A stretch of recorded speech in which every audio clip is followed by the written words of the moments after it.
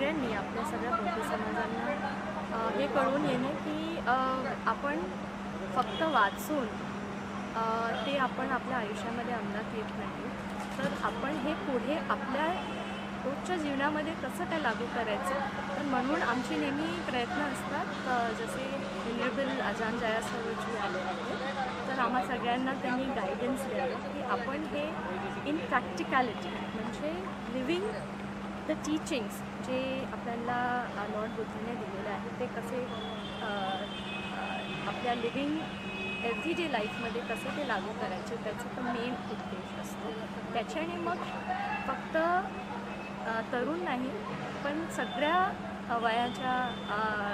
वयांना ते लागू होते आणि ते अंमलात आणू शकतात. त्या अनुषंगाने आपलं जीवन अजून सार्थक होऊ शकते आणि आपण खूप हॅपीनेसने आणि जॉय प्रमाणे जगू शकतो.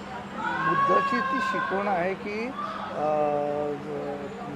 जीवनामध्ये जे काही असेल, ज्या कुठच्या गोष्टीला सामोरे जायचं असेल त्याला तुम्ही शांततेत आणि विचार मग्न होऊन सामोरं जा. नंतर बुद्धाचं बरंच तत्त्वज्ञान प्रत्येक ठिकाणी मांडलं जातं. सद्यस्थितीमध्ये जी पिढी आहे ती नार्कोटिक्सकडे वळलेली आहे, व्यसनांकडे वळलेली आहे, दारूच्या आहारी जात आहे. शिक्षणापासून ती थोडीशी वेगळ्या मार्गाने जात आहे. तुम्ही जर तसं पाहिलं तर शोबिझमध्ये त्यांना मोठा रस आहे. वाचन संस्कृती नष्ट होत चाललेली आहे. नेमकं बुद्धाचं तत्त्वज्ञान यासाठी काय मदत करू शकतं? तर मेत्ता ग्लोबल फाउंडेशन मी हे समजून घेतलेलं आहे की ह्या सगळे जे तरुण आहेत जे ह्या सगळ्या व्यसनामध्ये त्यांची लाईफ थोडी अशा ठिकाणी वळली आहे की त्यांच्याकरता चांगली नाही आहे. म्हणून आमचे सतत प्रयत्न आहे की मेत्ता ग्लोबल फाउंडेशनने घाटकोपरमध्ये फ्रीमध्ये एज्युकेशनल सपोर्ट प्रोव्हाइड केला आहे.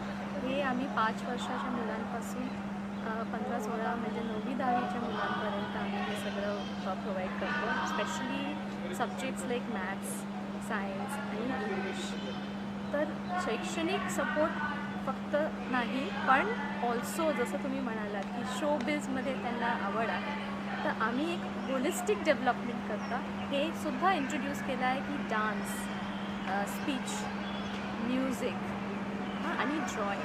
तर ह्या सगळ्या कलेमध्ये ज्यांना इंटरेस्ट असणार त्यांना आम्ही सपोर्ट करतो. आमचे टीचर्स आहेत जे त्यांना एव्हरी वीकली पॅटर्नमध्ये त्यांना शिकवतात. तर एक प्रयत्न आहे की आम्ही ह्या सगळ्या मुलांना संधी देऊ शकू की पुढे आपलं टॅलेंट अजून ग्रो करून ह्या सगळ्या शोबिझमध्ये जर त्यांना इंटरेस्ट असणार so we can take it forward. व्यसनमुक्तीसाठी नेमकं कशा पद्धतीने तुमचे प्रयत्न सुरू आहेत? रिहॅबिलिटेशन सेंटर्स वगैरे सरकारकडे काही मागणी होते?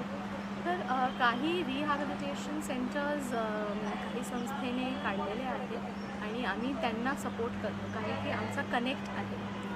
कुठल्या एरियामध्ये जर ते जास्त if they are addicted to that kind of drugs then आम्ही त्यांना सपोर्ट करतो. त्यांना त्या ॲडिक्शनतून बाहेर काढण्याकरता एनी व्हेरिड इंटरेस्ट. म्हणजे आता असं बघितलं गेलं की मुलांना गेमिंगचा खूप इंटरेस्ट आहे. So why not move them around through gaming. म्हणजे आपण त्यांना म्हणू शकतो की तुम्ही जर तुम्हाला गेम्स खेळण्यामध्ये आवड आहे तर तुम्ही क्रिएशनमध्ये पण आवड निर्माण करा. त्याच्यामध्ये त्यांचं माइंड आपण क्रिएटिव्हली डायवर्ट करू शकतो आणि ते कन्स्ट्रक्टिव्हली त्यांचा जो वेळ आहे आणि त्यांचे विचार आहे आपण त्यांना सांगू शकतो की याच्यात तुम्ही इंटरेस्ट. म्हणजे आता असं बघितलं गेलं की मुलांना गेमिंगचा खूप इंटरेस्ट आहे. So why not move them around through gaming. म्हणजे आपण त्यांना म्हणू शकतो की तुम्ही जर तुम्हाला गेम्स खेळण्यामध्ये आवड आहे तर तुम्ही क्रिएशनमध्ये पण आवड निर्माण करा. त्याच्यामध्ये त्यांचं माइंड आपण क्रिएटिव्हली डायवर्ट करू शकतो आणि ते कन्स्ट्रक्टिव्हली त्यांचा जो वेळ आहे आणि त्यांचे विचार आहे आपण त्यांना सांगू शकतो की याच्यात तुम्ही इंटरेस्ट घ्या आणि याच्यामध्ये डेव्हलप होऊन समथिंग कन्स्ट्रक्टिव्हली तुम्ही क्रिएट करा. शेवटचा प्रश्न घेतो. बुद्धाचं अँगर मॅनेजमेंट किती प्रमाणात स्वतःसहित संस्थेमध्ये लागू केलं? आम्ही असं प्रयत्न केले आहेत की खूप इम्पॉर्टंट आहे लहानपणी हे इन्फॉर्मेशन आणि ही प्रॅक्टिकल नॉलेज असणं महत्त्वाचं आहे. म्हणून आम्ही जेव्हा लहान मुलांना एज्युकेशन देत आहोत त्याचप्रमाणे आम्ही त्यांना त्याच वेळी हेही सांगतो की बिहेवियरल चेंजेस काय राहिला पाहिजे. म्हणजे आपण जर काही कार्य करताना आपल्याला राग येतो, द्वेष असेल तर आपण कसं शांत होऊन 1 सेकंड 2 सेकंड विचार करायचा की तो राग कशामुळे आला. आणि हे मोठ्यांपेक्षा आपण लहानपणी त्यांना जास्त सांगू शकतो टू इम्प्लिमेंट. म्हणून आम्ही लहान मुलांना ती ट्रेनिंग देत आहोत थ्रू वेरियस स्पिरिच्युअल टीचिंग्स. आणि आमचे भंतेजी आमच्याबरोबर नेहमी गायडन्स करता असतात. तर लहान मुलांना आपण ते अँगर मॅनेज. नमस्कार, नमस्कार, आपल्यासोबत आहे IAS अधिकारी औषधी कांबळे सर. सर नमस्कार, आपलं स्वागत आहे. जागतिक कीर्तीचे बौद्ध धर्मगुरू अजाहन जयासारो यांचे धर्मप्रवचन आज या अशोका बँकेट हॉलमध्ये सुरू होते. सकाळी आपल्याकडे त्याच्या आयोजनाची संयोजनाची जबाबदारी होती. एक मोठी शासकीय अधिकारी समिती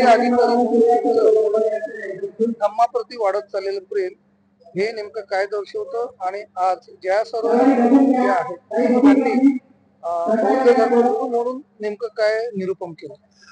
आज या ठिकाणी अजान जयासारो हे जागतिक कीर्तीचे